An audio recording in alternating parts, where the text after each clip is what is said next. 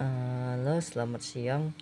Perkenalkan, nama saya Febrian, NIM 22020130, Prodi Akuntansi Perpajakan semester 5. Kali ini saya akan membahas mengenai jawaban UAS dari dasar-dasar pengauditan. Nah, di sini saya diminta membuat video durasi 15 menit yang dimana terdiri dari 5 soal. 5 soal tersebut saya akan menjelaskan semuanya mengenai pendapatan saya secara lengkap. Baik, di sini langsung saja masuk ke soal yang pertama.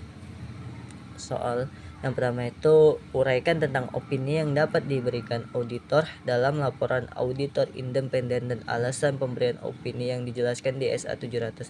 Nah, di sini saya akan memberikan opini berupa alasan yang dijelaskan di SA 700.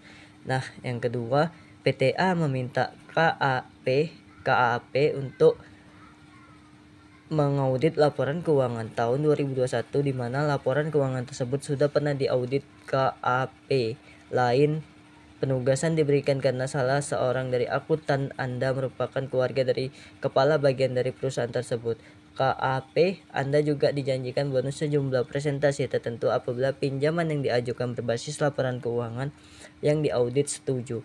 Bahaslah yang Anda lakukan berbasis aturan etika akuntan publik. Nah, di sini saya diminta untuk membahas yang saya lakukan berbasis aturan etika akuntan publik.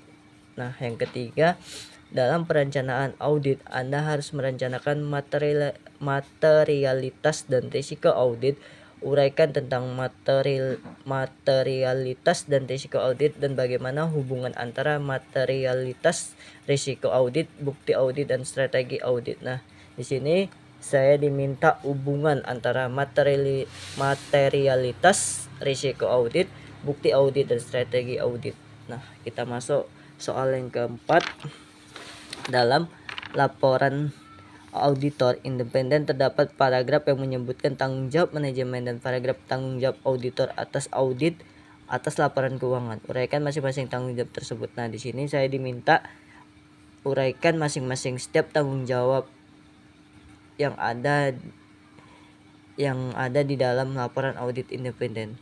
Nah, yang kelima, uraikan tentang pengujian-pengujian berikut. Nah, di sini saya diminta ada dua. Yang pertama, pengujian pengendalian atau test of control. Yang kedua, pengujian substantif yang terdiri dari prosedur analytical. Yang kedua itu test of transaction. Yang ketiga itu test of detail account. Baik, langsung saja di sini saya menjawab soal pertama, atau saya akan memberikan alasan opini yang dijelaskan di SA 700. Nah, yang jawaban pertama, SA 700 menjamin tentang tanggung jawab auditor dalam merumuskan suatu opini atas laporan keuangan. Berikut dari isi laporan auditor yang diterbitkan sebagai hasil suatu audit atas laporan keuangan. Yang pertama itu perumusan suatu opini atas laporan keuangan. Auditor harus merumuskan suatu opini tentang apakah laporan keuangan dalam disusun semua hal material sesuai dengan kerangka penerapan keuangan yang berlaku. Yang kedua, basis pertemuan opini SA 700, auditor harus menyimpulkan apakah auditor tadi memperoleh kejadian menandai tentang apakah laporan keuangan secara keseluruhan penyajian material baik yang disebabkan oleh kecurangan maupun kesediaan dengan mempertimbangkan. Yang pertama itu apakah bukti audit yang cukup dan tepat telah diperoleh. Yang kedua, apakah peralatan penyajian yang tidak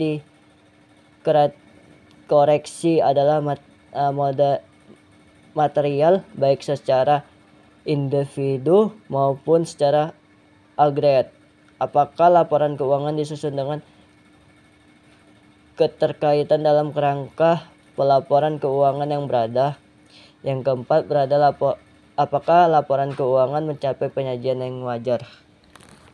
Sekian jawaban dari soal nomor 1. Jawaban nomor 2 tentang KAP. Nah, di sini KAP harus memiliki penugasan audit, baru adanya konflik kepentingan yang melanggar kode etik akuntan publik. Terdapat basis kepentingan yang signifitas hubungan auditor dengan pihak manajemen PTB dan janji harus berdasarkan persetujuan pinjaman menciptakan batas dan mengurangi independen auditor. Baik, masuk kita ke soal nomor 3 yang dimana di sini kita diminta menghubungkan antara materialitas risiko audit, bukti audit, dan strategi audit. Nah, untuk materialitas adalah besaran penghitungan atau salah saji informasi dan informasi akuntan yang dapat mengambil pembuatan keputusan dirensi pihak yang berdasarkan keputusan pada informasi. Yang kedua, risiko audit didefinisikan sebagai risiko yang terjadi dalam hal auditor tanpa didasari tidak memodifikasi pendapatnya sebagaimana mestinya atas suatu laporan keuangan yang mengandung salah saji material. Hubungan antara risiko audit dan bukti audit. Yang pertama, terdapat hubungan yang terbalik antara risiko audit dan jumlah bukti yang dibutuhkan untuk mendukung opsi auditor atas laporan keuangan. Yang kedua, risiko audit pada tingkat yang rendah akan membutuhkan bukti yang lebih banyak. Yang ketiga, hubungan terbalik juga terjadi pada risiko diskon. Risiko deteksi pada tingkat yang rendah dan membutuhkan lebih banyak efektif. Sedangkan untuk risiko bawaan dan risiko pengendalian terdapat hubungan yang harus dengan jumlah bukti yang dibutuhkan.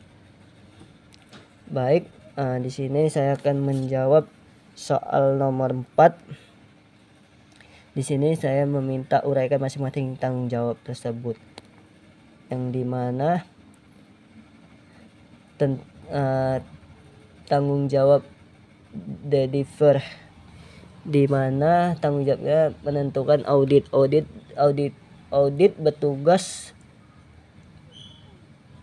mensatukan audit atas laporan keuangan berdasarkan standar audit yang berlaku. Yang kedua, memberikan opini berdasarkan bukti audit yang diperoleh. Auditor memberikan opini atas kebugaran penyajian atas laporan keuangan sesuai dengan kerangka pelaporan keuangan yang berlaku. Yang ketiga, mengakui standar profesional.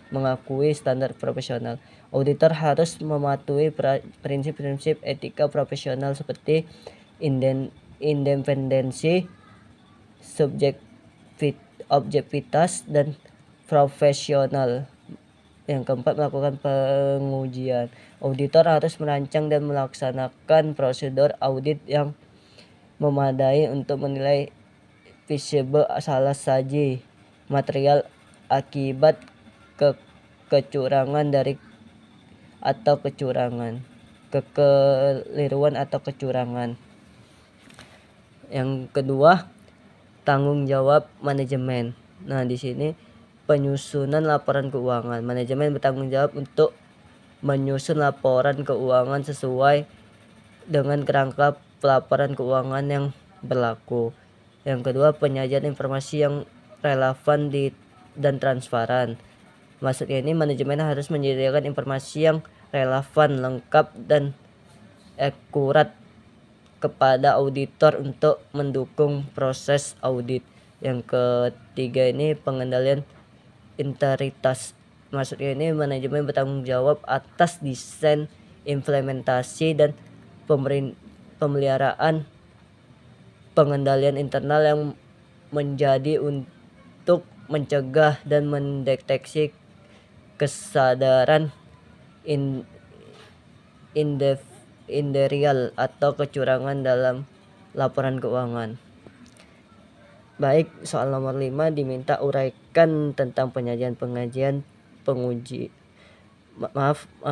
Soal yang kelima, uraikan tentang pengujian berikut. Yang pertama, pengujiannya tentang pengendalian atau test of control, yang dimana pengujian pengendalian merupakan pengujian yang dilakukan oleh auditor untuk menilai efektivitas pengoperasian pengendalian internal klien dalam rangka mendukung estimasi atas risiko pengendalian. Yang kedua,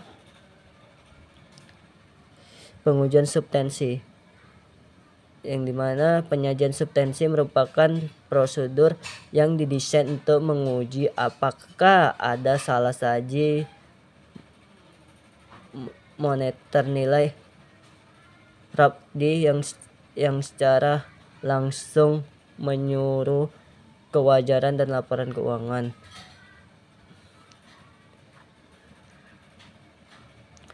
Ini terdiri dari prosedur analitikas, yang dimana adalah prosedur yang digunakan dalam pengujian substantif, biasanya sebagai pelengkap penyajian terhadap rincian saldo akun. Yang kedua, test of transaction, yang dimana penyajian atas rincian transaksi ideal memakai waktu dan lebih banyak biaya prosedur analitis, namun sedikit dan walaupun lebih murah dari penyajian meran saldo. Yang ketiga atau yang C, test of detail account, yang dimana menguji material saldo tertentu dalam laporan keuangan untuk memastikan keburatannya. Sekian jawaban dan penjelasan dari soal pengujian akhir semester atau UAS dari dasar-dasar pengauditan. Maaf bila ada salah kata atau penyampaian yang kurang baik, saya minta maaf. Saya akhiri, selamat siang semuanya.